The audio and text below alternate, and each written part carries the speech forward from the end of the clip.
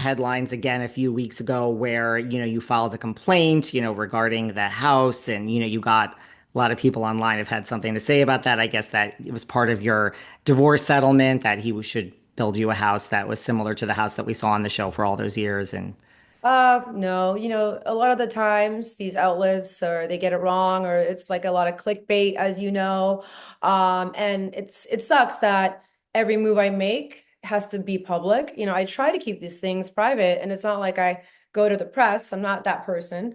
But somehow people find it, and then I have to deal with the consequences. But I try to just ignore it because it's my private business and it should be like not everything needs to be on the show or in the news.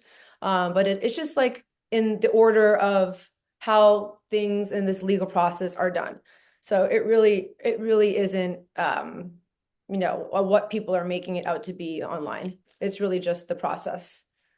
you think the media kind of blew that whole thing out of the I water? don't even, I try to not even look because like it's really no one's business. It's just, when you have a contract, you're supposed to follow the contract. And if you don't follow a contract, you have to file certain motions. And that's just the way it's done in the legal world. So unfortunately, Absolutely.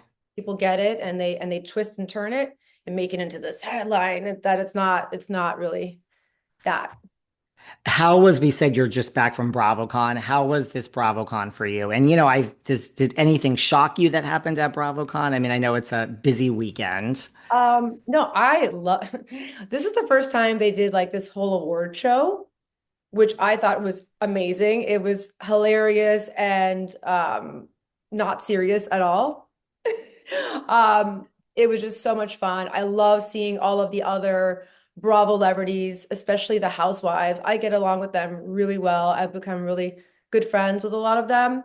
And yeah, it's just like a nice time to see all of the fans, right? There's so many fans. There are like more than ever this year. Every year we do it, it gets bigger and better. Um, and to see all of these fans like travel from all over the world, like from Australia, it's amazing. And some of them are just there for you. It's nice. It's really nice. I mean, are you ever shocked at like the power of Bravo? Like you've been at RH. I mean, I think from the first incarnation, which you were a part of, to now, I mean, the game has really changed, right? Yeah, we didn't have social media really back then. We had like Facebook and maybe MySpace. Because that was so long ago. In 2013, that's when the show came to a halt. And that's kind of when, Instagram and all of that blew up. So we didn't really get that until the last 4 years. Absolutely. Well, one of the most shocking things for BravoCon for me was the RHOM panel. I mean, Miss Adriana Demora stands up. I mean, were you in that moment when she's calling someone out from the audience and asking for a picture of the Haitian Mortician and saying that she talked to this person? And I think Guerdy said it best. You could hear her in the background. She said, "What the hell is going on?" Were Yeah, you? that was all of our thoughts at that time. I had no idea what she was doing. If I would have known, I would have tried to stop her because look, she's no stand-up comedian. She's really just great off the fly or on the fly or however you say it. She's not a comedian. And she was trying to make light of a situation. I get the intention there, but it didn't land. And what's really funny is she's like, yeah, it just didn't work. It didn't land. So she really was trying to make a joke and it just took way longer than expected. She had a lot of hiccups. I mean, I think she should have stopped with the coffee machine from the Four Seasons. She walked off the Uh, stage. yeah, she walked off the stage because she couldn't find the person that had I guess the photo. It was a whole like bit, but Yeah, like I said, she's not a comedian. she should stick to music, Yeah, right? yeah, exactly.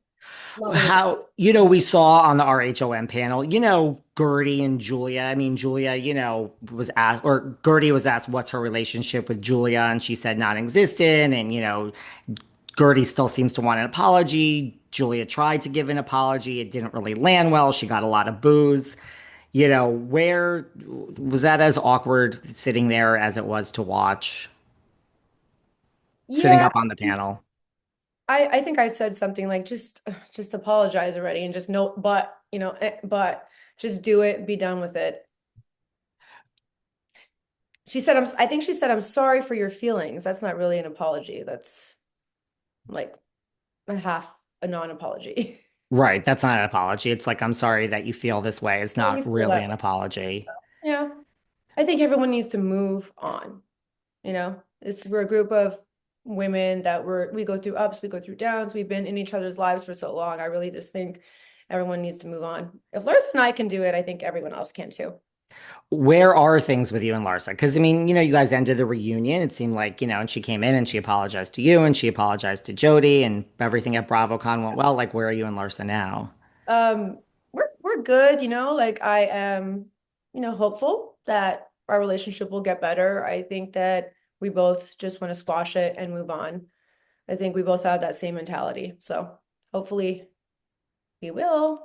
I hope you will. Listen, people like you and Larsa Yeah, together. they do. I've heard that. A lot of people, they just want us to be back together.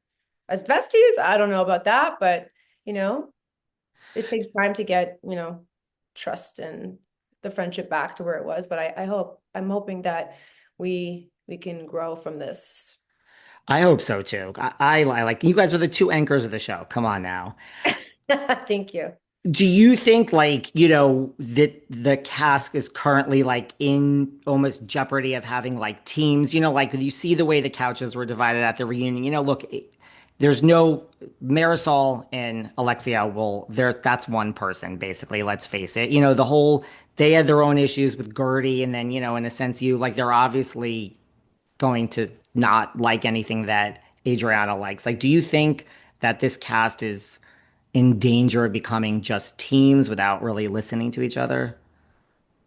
I hope not, because that is not what this show is about. That is not, it's about a group of women going through ups and downs and being there for one another. It's conflict and resolution.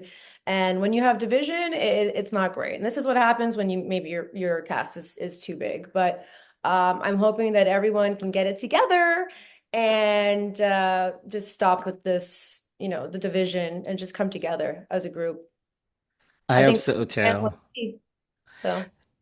I mean, listen, you're busy with the SplitWell prenup app, but perhaps once that is, in full effect and, you can dedicate some of your time, maybe you should come up with a SplitWell friendship app and apply it to this Brilliant. RHOM You know group, what? right? That is amazing. I think we need to do that. That's going to be next on the list. We're just going to get bigger and bigger.